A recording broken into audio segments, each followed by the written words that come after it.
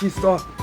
안녕하세요. 저는 셰프 찬입니다. 오늘은 4가지 한국 요리를 만들어 볼 거예요. 따라해보세요. 나래라, 나만래မြန်မာလို switch. အားလုံးပဲမင်္ဂလာပါဒီနေ့တော့ကျွန်တော်ကကိုရီးယားတွေဟင်းချက်တဲ့ပုံစံအတိုင်းကိုရီးယားမဲသားဟင်းလေးချက်ပြမှာဖြစ်ပါတယ်အားလုံးပဲလိုက်ကြည့်ပေးကြပါအောင်ခင်ဗျာအရင်ဦးဆုံးတော့အမဲသားလွာလေးတွေကိုပြုတ်ဖို့အတွက်အိုးထဲကိုရေထည့်ပါမယ်ပြီးရင်တော့အမဲသားနဲ့ပြောက်အောင်လို့ရှာလကာရေလေးတစ်စွန်းထည့်ပြီးတော့အမဲသားလွာလေးတွေကိုပြုတ်မှာဖြစ်ပါတယ်အမဲသားလေးတွေကိုတော့အလွာပပားလေးတွေလှီးထားပြီးတော့ဂျင်းနဲ့ကြက်သွန်မျိုးထောင်းပြီးတော့အနံ့ပြောက်အောင်လို့နယ်ထားပြီးတာဖြစ်ပါတယ်ဒီအမဲသားလွာတွေကိုအရင်ဦးဆုံးနူးသွားအောင်လို့ပြုတ်ပေးရမှာဖြစ်ပါတယ်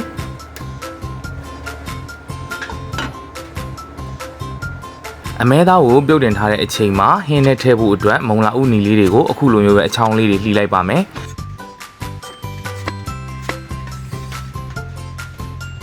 ပြီးရင်တော့ငရုတ်ပွားတော့အရှည်အစိမ်းကိုလည်းအခုလိုမျိုးလေးတွေပဲဆောင်းဆောင်းလေးတွေလှီးထားလိုက်ပါမယ်ပြီးရင်တော့ကြက်သွန်နီကြီးကြီးတစ်လုံးကိုအစိတ်သေးလေးတွေစိတ်ထားလိုက်ပါမယ်ခင်ဗျာပြီးရင်တော့အဆက်ရတာအတွက်ငုတ်သီးအနီတောက်ကလေးတွေကိုသုံးပါမယ်ဒါကတော့မိမိစိတ်ကြိုက်ပါအဆက်စားနိုင်တဲ့လောက်ထည့်ပါခင်ဗျာသူ့ကိုတော့ကကြီးလေးတွေနဲ့ပဲကြိုက်ထားလိုက်ပါမယ်အမဲသားပြုတ်တင်ထားတာနူးသွားပြီဆိုရင်တော့အသားဘက်တွေကိုပဲဆယ်ထားပေးလိုက်ပါမယ်ဒီပြုတ်ထားတဲ့အရည်ကိုတော့မသုံးပါဘူးခင်ဗျာ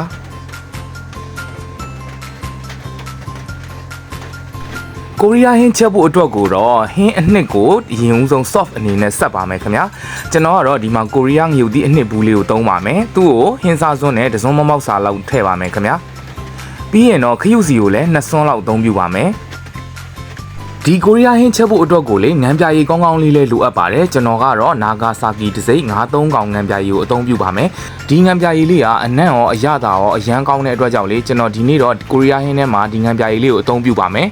ငံပြယူတော့ဟင်းစားစွန်းနဲ့2စွန်းစာလောက်အသုံးပြုပါမယ်ခင်ဗျာ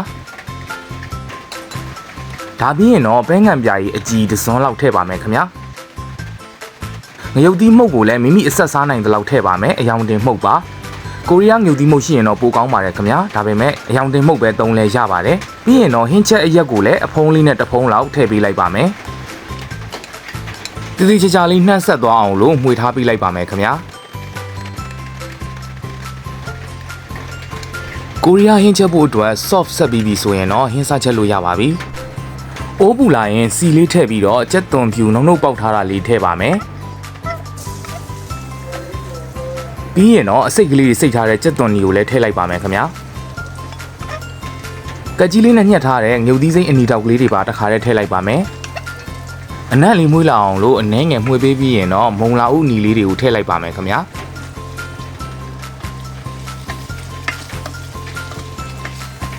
ဒါပြီးရင်တော့ခုနကတော့ဆက်ထားတဲ့ soft ကိုတဝက်လောက်ထည့်လိုက်ပါမယ်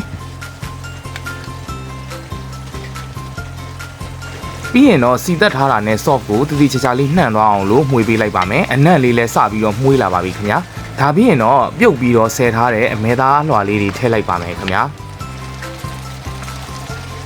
တေချာလေးသမသွားအောင်လို့အထက်အောက်ကလေးမှွေပေးလိုက်ပါမယ်ထပ်ပြီးတော့လှီးဖြတ်ထားတဲ့ငရုတ်ပွားတော့စိမ်းလေးတွေထည့်ပေးလိုက်ပါမယ်ခင်ဗျာအရသာအတွက်ကိုတော့ကြက်သားမုတ်အသုံးပြုပါမယ်ခင်ဗျာအချိုအရသာအတွက်ကိုလည်းတကြားလေးတစ်စွန်းလောက်ထည့်ပေးလိုက်ပါဦးမယ်ပြီးရင်တော့ရေအနှဲငယ်ထည့်ပြီးတော့အပေါ်အောက်တေချာလေးမှွေပေးလိုက်ပါမယ်တေချာလေးမှွေပေးပြီးရင်တော့အဖုံးလေးအုပ်ပြီးတော့ခဏလောက်ထပ်ပြီးတော့တဲတင်ပေးထားလိုက်ပါမယ်ခင်ဗျာ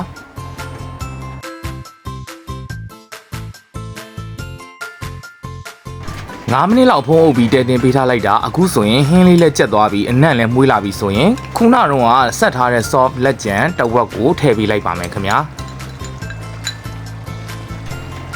soft နဲ့တိတိကျကျလေးအသားတွေလုံးနေအောင်လို့ခဏလောက်ထပ်ပြီးတော့မှွေပေးလိုက်ပါမယ်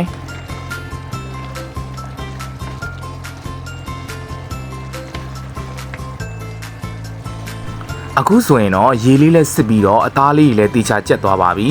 ဒါဆိုရင်တော့ကိုရီးယားမဲသားဟင်းလေးရနေပါပြီအခုနောက်ဆုံးအနေနဲ့အပေါ်ကနေပြီးတော့အမွှေးကြိုင်လေးထည့်ပေးလိုက်ပါမယ်အရင်ဦးဆုံးငရုတ်ကောင်းမှုန့်နှဲငယ်ထည့်ပါမယ်ပြီးရင်တော့နှမ်းစီမွေးထည့်ပါမယ်ခင်ဗျာ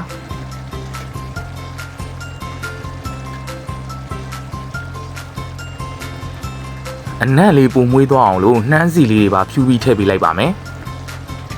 ဒီဟင်းလေးကလေနှမ်းနှံလေးမှုမွေးလေးနဲ့လေအရန်ဆောက်လို့ကောင်းတာအသားကိုလည်းနူးဣနေအောင်လို့အရင်ဦးဆုံးပြုတ်ပြီးတော့ပြုတ်တဲ့အယူကိုလည်းလေပြန်မသုံးထားတဲ့အတွက်ကြောင့်မို့လို့အမဲသားနဲ့လည်းလုံးဝမထွက်ပဲနဲ့လေနှမ်းနှံမှုမွေးလေးနဲ့လေအရန်ဆောက်လို့ကောင်းတဲ့ဟင်းလေးပါခင်ဗျာအခုနောက်ဆုံးအနေနဲ့အပေါ်ကနေပြီးတော့ကြက်သွန်ဘိတ်ကလေးတွေဖြူထည့်ပေးလိုက်ပါမယ်ခင်ဗျာကဲဒါဆိုရင်တော့ကိုရီးယားစတိုင်ကိုရီးယားအမဲသားဟင်းကြက်ပါပြီခင်ဗျာဒီဟင်းလေးကလေဂင်ချီနဲ့တွဲပြီးတော့ထမင်းပူပူလေးနဲ့စားမယ်ဆိုရင်လေအရန်စားလို့ကောင်းတဲ့ဟင်းလေးပါဒီဟင်းလေးကိုတော့ကိုရီးယားတွေဟင်းချက်တဲ့ပုံစံလေးတွေကိုလေ့လာပြီးတော့ကျွန်တော်လိုက်ပြီးချက်ကြည့်တာဖြစ်ပါတယ်ဒီဟင်းကိုအမဲသားနဲ့မှမဟုတ်ပဲဝက်သားနဲ့ချက်ရင်လည်းပို့ပြီးတော့စားကောင်းမှာပါဝက်သားဆိုတော့ပို့ပြီးစူတာပေါ့နော်အိမ်မှာတော့ဝက်သားမစားတဲ့အတွက်ကြောင့်မို့လို့အမဲသားနဲ့အခုလိုပဲအမဲသားလွှာလေးနဲ့ချက်တာဖြစ်ပါတယ်တငယ်ချင်းတို့လည်းအခုလိုပုံစံလေးလိုက်ပြီးတော့ချက်စားကြည့်နော်အရန်စားလို့ကောင်းပါတယ်ကျွန်တော်ကတော့ဂင်ချီလေးနဲ့တွေ့လိုက်အောင်မယ်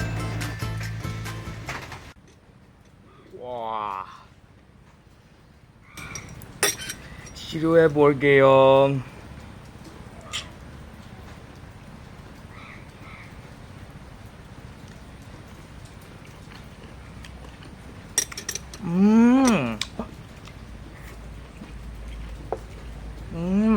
맛있어. 정말 맛있어. 코리아인 사비로မြန်မာစကားမပြောတော့ဘူးကိုရီးယားလိုပဲပြောတော့တယ် confidence level ကတော့ so high ကဲဒါဆိုရင်တော့ကျွန်တော်ကောင်းအောင်ဆက်စားလိုက်ဦးမယ်နော်ဗီဒီယိုလေးကိုတော့ဒီမှာပဲအဆုံးသတ်လိုက်ပါရစေနောက်ဗီဒီယိုတွေမှာပြန်တွေ့ကြမယ်နော်အားလုံးပဲကျမ်းမာရေးကူးစိုက်ကြပါအားလုံးပဲတတ်တာဘိုင်